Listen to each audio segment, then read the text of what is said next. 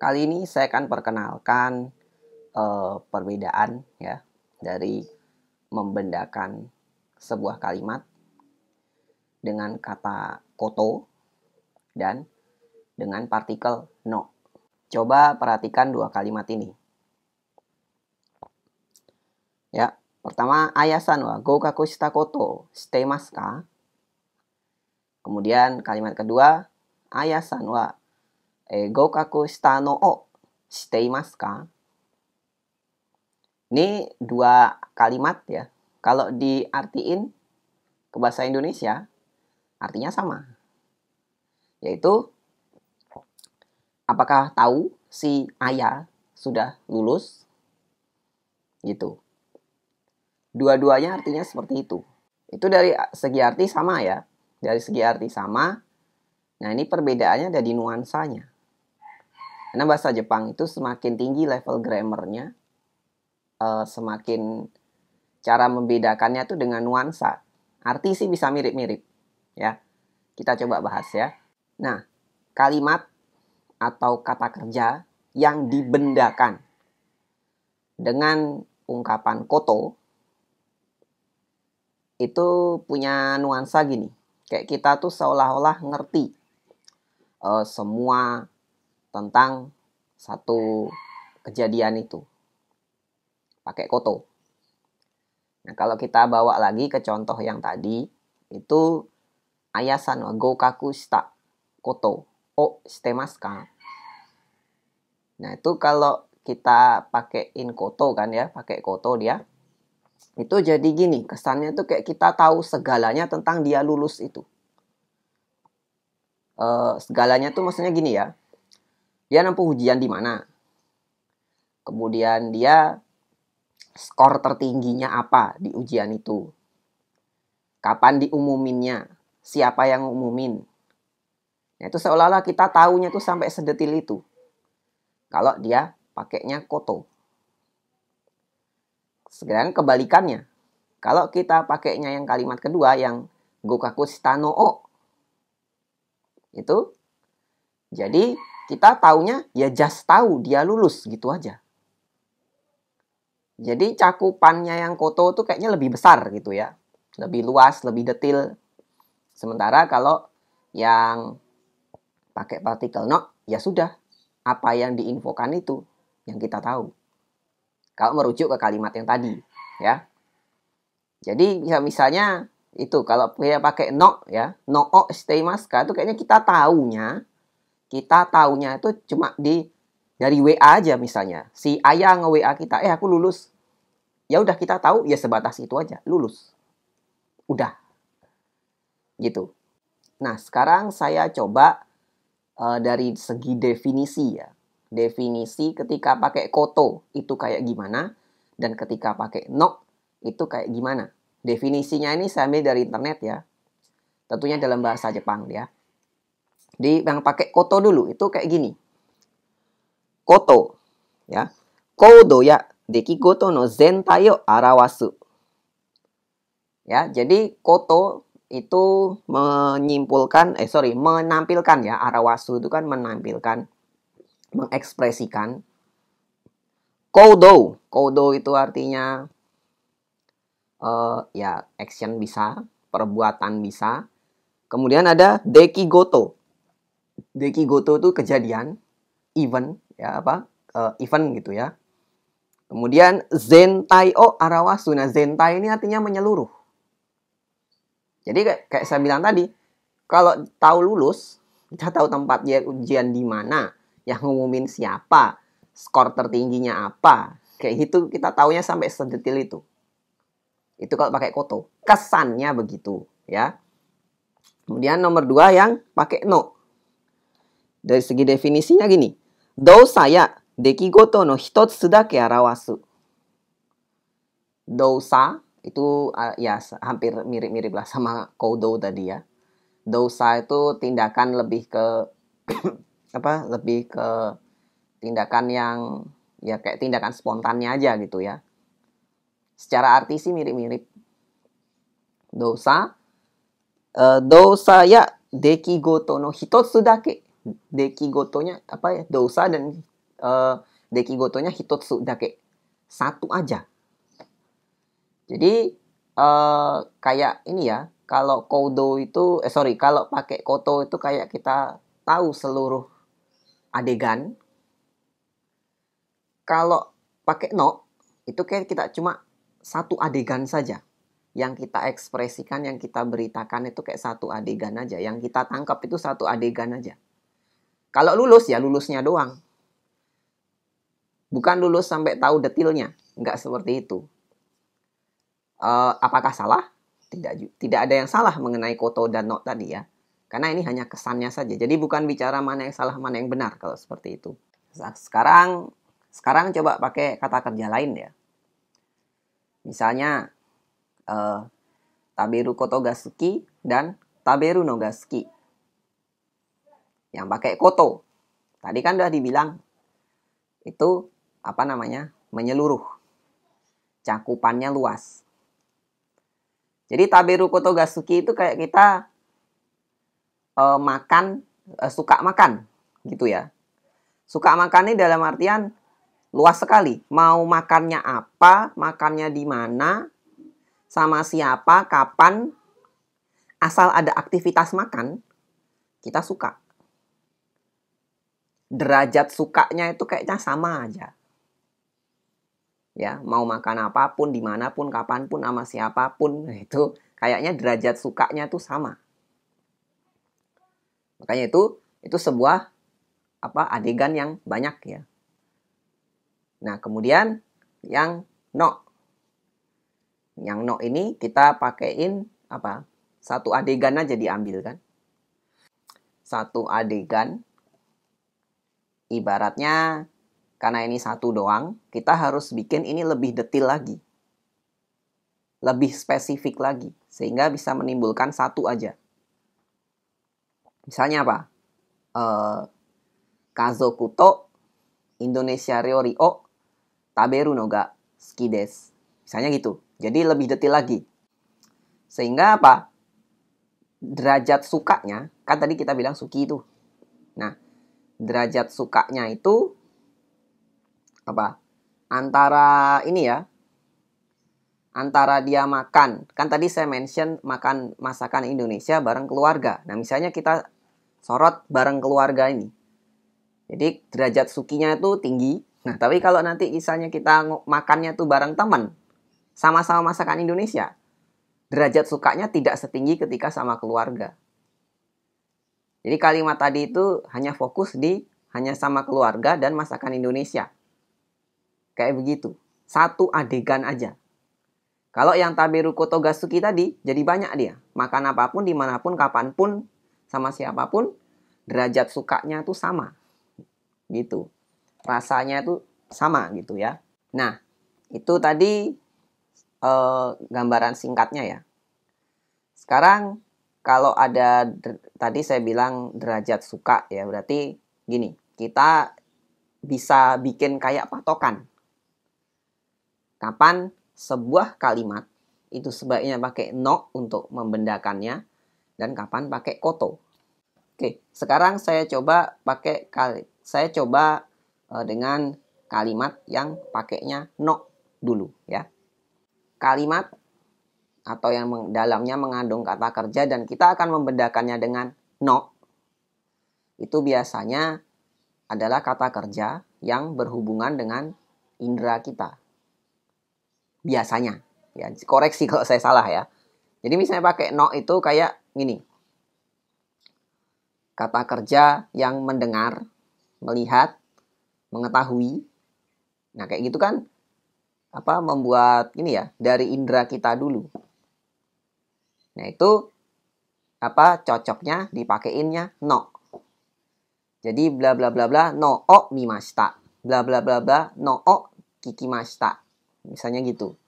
Bla bla bla no o shite ita gitu misalnya. Misalnya kalimatnya gini. Koko de jikko ga atta no o shita.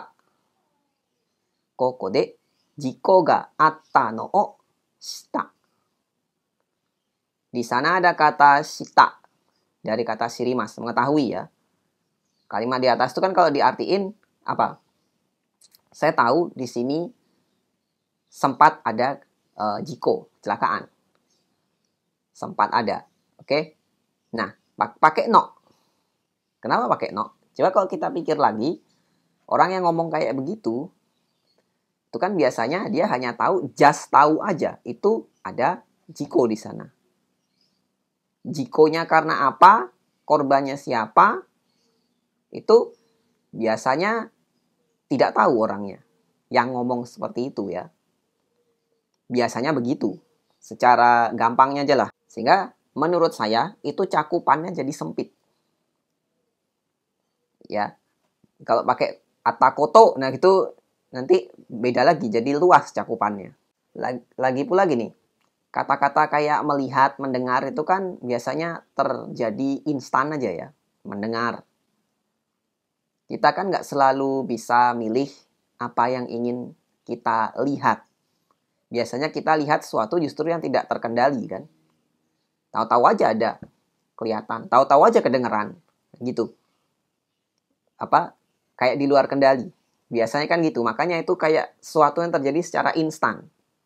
Dan ya satu dideskripsikan ibarat itu satu adegan. Ya sudah itu aja yang kita tahu.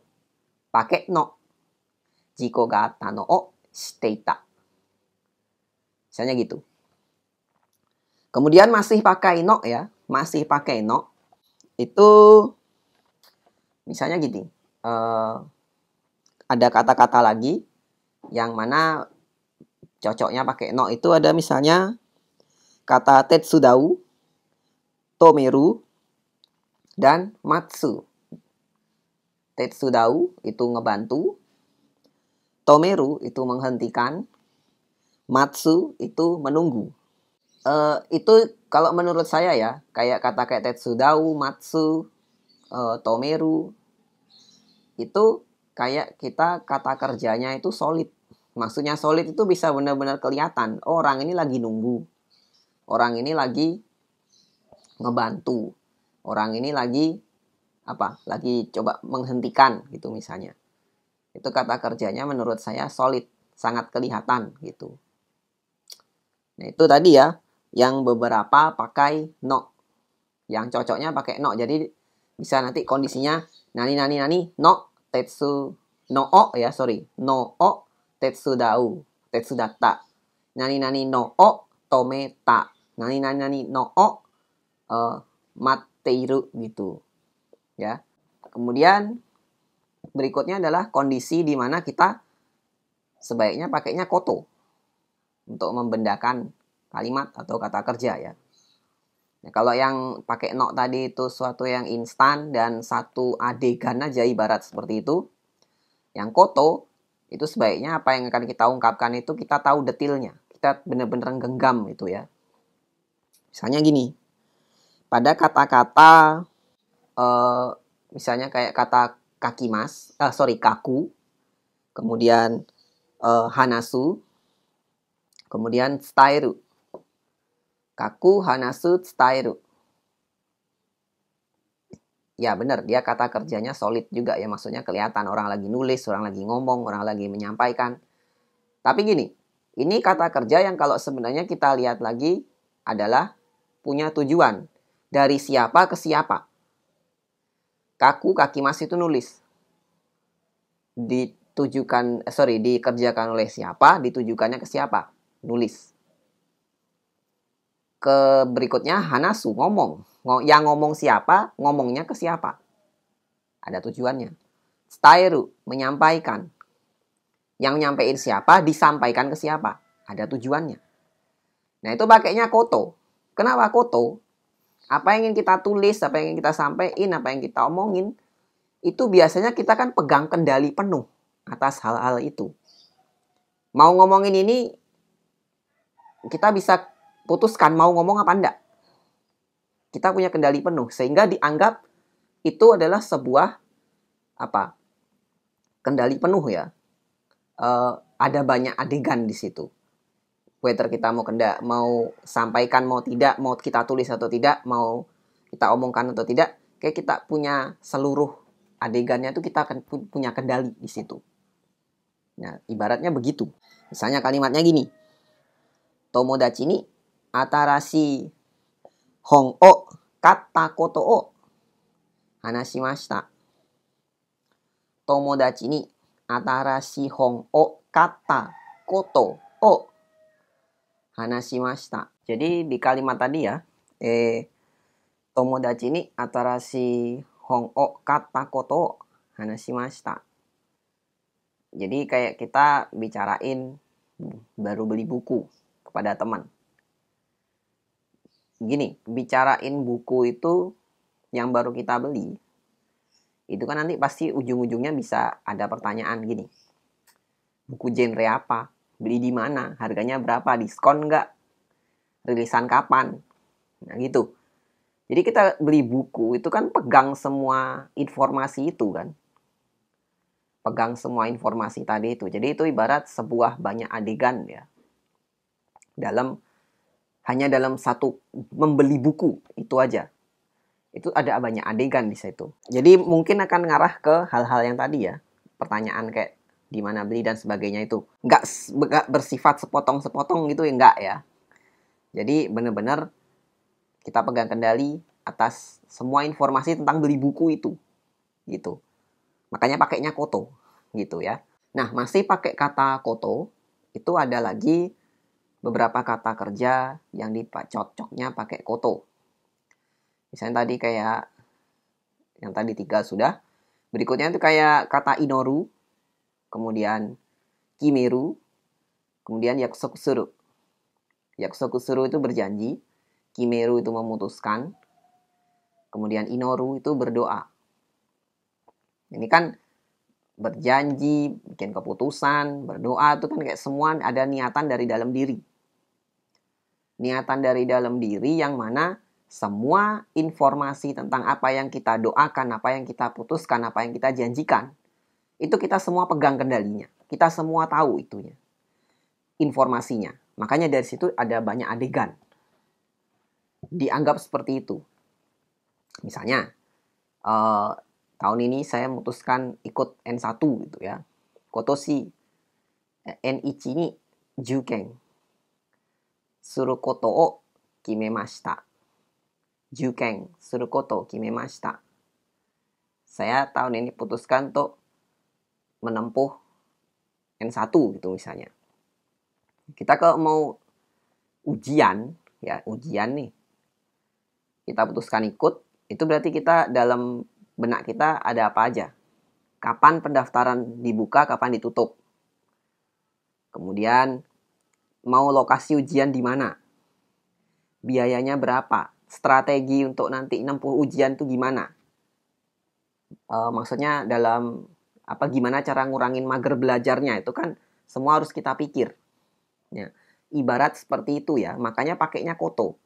Kita pegang kendali, pegang semua informasi tentang apa yang kita, kalau dalam kalimat tadi, apa yang kita putuskan. Kayak gitu. Nah, itu tadi mengenai mengenai cara membedakan kata kalimat ya, dengan no atau dengan koto. Secara arti sama. Jadi kita bukan bicara mana yang benar, mana yang salah. Mana yang lebih, kalau mana yang lebih tepat mungkin bisa ya. Bukan bicara benar salah. Tapi sebenarnya itu kalau dari segi arti sama aja, tapi sebenarnya ada bedanya gitu ya. Jadi kalau no itu hanya mengcapture, anggaplah satu adegan aja. Jadi kalau kita tahu satu orang itu lulus, ya kita just tahu aja. Kalau pakai koto, kita tahu orang lulus, itu kita tahu semuanya jadinya. Di mana dia ujian, siapa yang ngumumin, lihat dulu skornya paling tinggi yang mana, kayak gitu. Kesannya seperti itu. Nuansa lagi-lagi ya. Makin tinggi grammarnya, makin cara membedakannya itu dengan nuansa. Nah, itu tadi untuk video kali ini ya. Semoga bermanfaat. Mohon maaf kalau penjelasannya berbelit-belit. Silahkan subscribe untuk yang belum. Kita ketemu lagi di video berikutnya.